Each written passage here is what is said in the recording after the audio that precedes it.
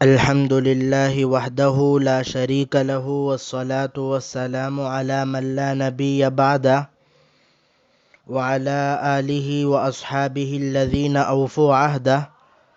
أما بعد فأعوذ بالله من الشيطان الرجيم. بسم الله الرحمن الرحيم. ما كان محمد أبا أحد من رجالكم ولكن رسول الله وخاتم النبيين وكان الله بكل شيء عليما. صدق الله العظيم. رب اشرح لي صدري ويسر لي أمري واحلل عقدة من لساني يفقه قولي. قالوا سبحانك لا علم لنا إلا ما علمتنا إنك أنت العليم الحكيم. بزرگان محترم، آج میں آپ حضرات کے سامنے ختم نبوت کے تعلق سے ایک واقعہ چند باتیں بیان کرنا چاہتا ہوں.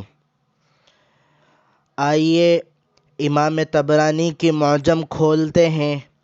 معجم الصغیر میں امام طبرانی رحمۃ اللہ علیہ فرماتے ہیں، امیر المؤمنین سیدنا عمر بن خطاب مدبر وقت صحابی، مدبر وقت حکمران، جن کی زبان پہ رب کائنات کی بات بولتی تھی، وہ عمر جس کے لیے پاک پیغمبر نے فرمایا، جامعہ ترمذی میں باب ابواب المناقب میں ہے، مناقب عمر بن الخطاب میں ہے.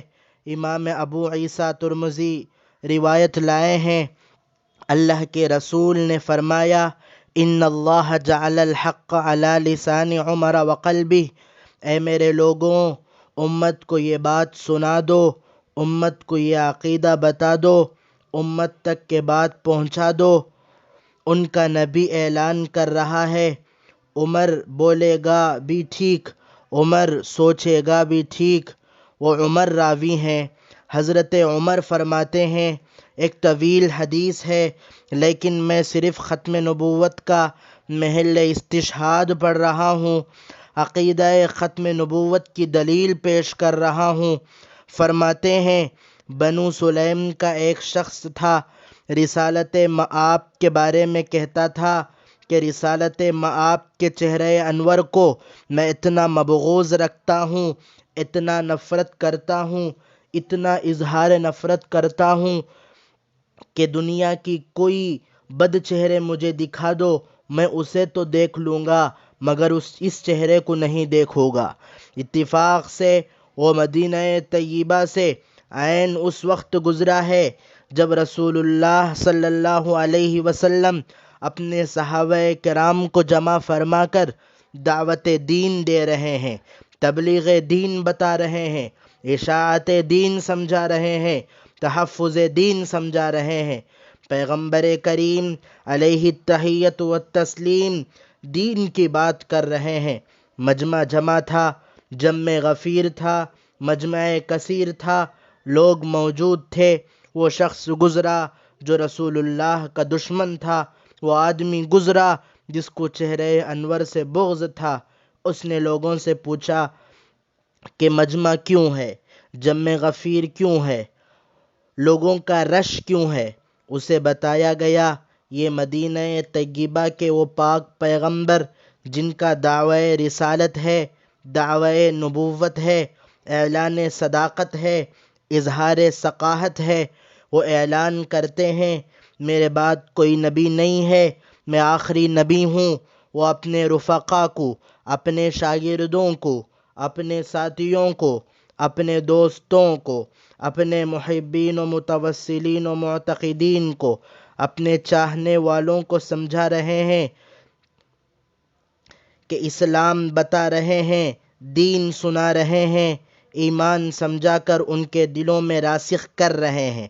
یہ بندہ کہنے لگا، آج میں ایک کام کروں گا، ایسا کام کروں گا، اس نبی کے سامنے جا کے نعوذ باللہ میں ان کو شرمندہ کر دوں گا، ان کے منہ میں مجھے جواب دینے کے لیے زبان نہیں ہوگی، ان کے دلائل بیکار ہو جائیں گے۔ چونکہ یہ شکار سے آ رہا تھا، جسے ضبط کہتے ہیں عربی میں، اردو میں گوہ کہتے ہیں۔ یہ گوہ کھانے والا گوہ کا شکاری تھا۔ یہ شکار کر کے مری ہوئی گوہ، قتل شدہ گوہ، مردہ گوہ کو لا رہا تھا۔ اس کے دل میں آیا کہ آج یہ گوہ اٹھاؤں گا، نبی کے سامنے رکھ کے کہوں گا کہ اسے زندہ کر دے، اس سے بات کر لے، اس سے گفتگو کر لے۔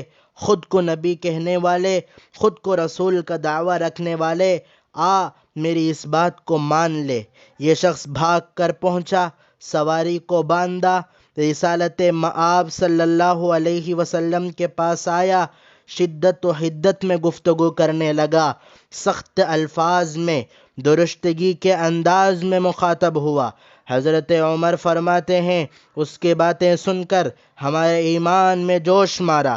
ہم نے نیام سے، خصوصاً حضرت عمر نے نیام سے تلوار اٹھائی اور کہا، دعنی رسول اللہ اضرب عنقہ، مجھے اشارہ چاہیے، مجھے حکم چاہیے۔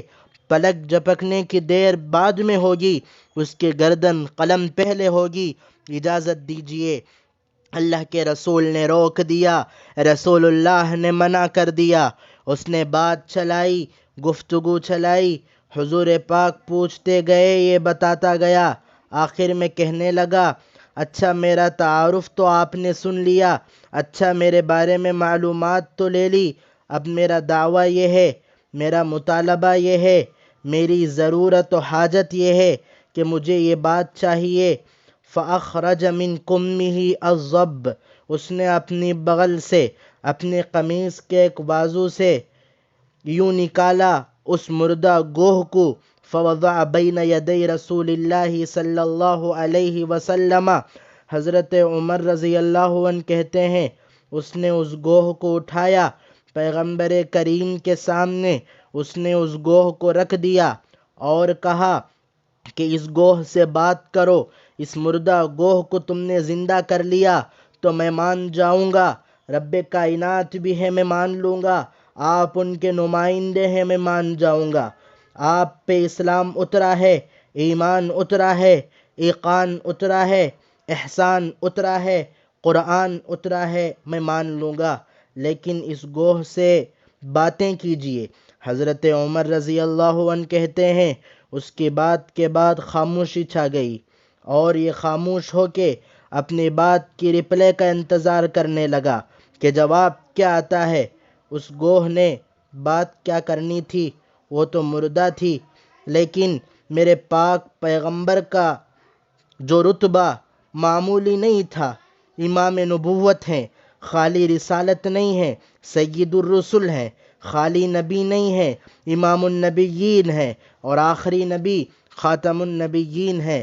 اللہ نے ان کی زبان میں وہ چاشنی دی ہے، مکے کا دشمن بھی شیر و شکر آ کے قدموں میں بیٹھ جاتا ہے۔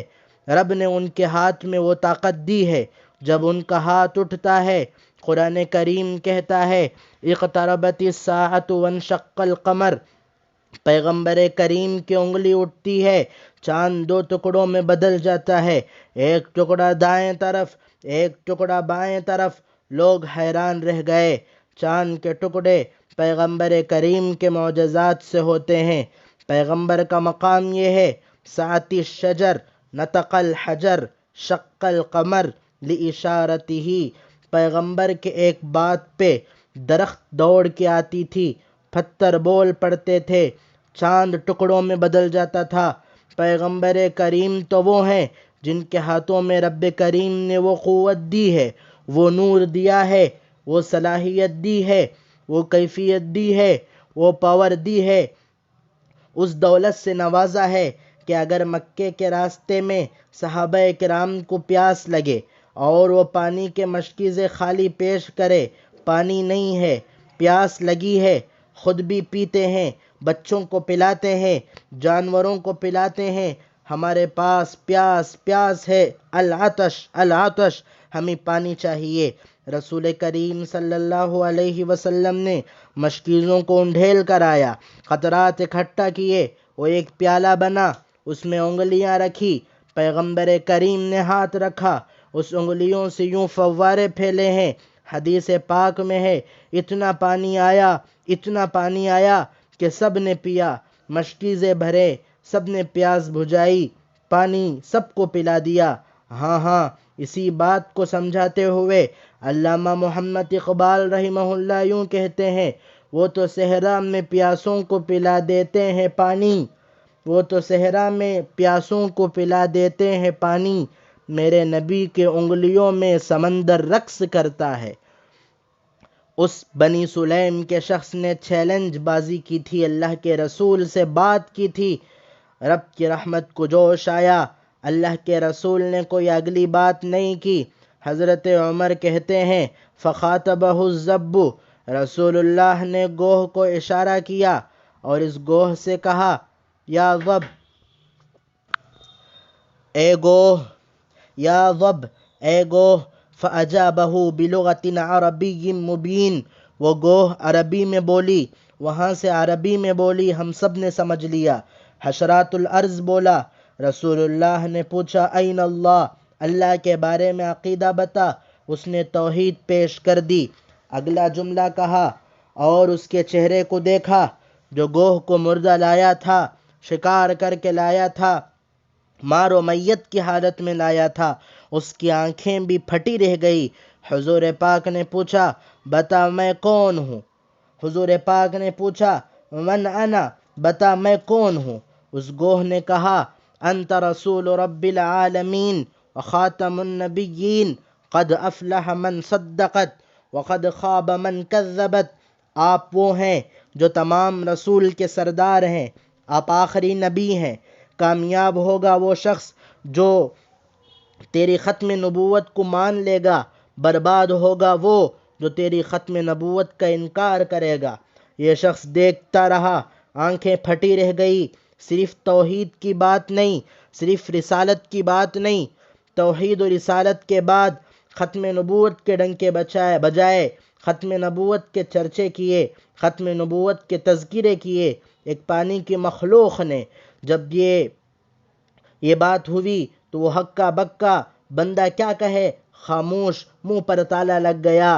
کہہ تو یہ رہا تھا کہ آج چپ کرا دوں گا، چاہتا تو یہ تھا کہ لاجواب کرا دوں گا، بات نہیں کر پائیں گے، لیکن معاملہ الٹ العکس ہو گیا، بات ختم ہو گئی۔ یہ شخص بیٹھ گیا، کہنے لگا چھوڑیے، آپ کے چہرے سے آج تک بغض تھا، آج نہیں ہے، آج تک دشمنی تھی، ہاتھ کھڑے کر کے سر جھکا کر میں کہتا ہوں آپ اپنی دعوت پیش کیجئے، میں کلمہ پڑھ کر مسلمان ہونا چاہتا ہوں، ایمان لایا۔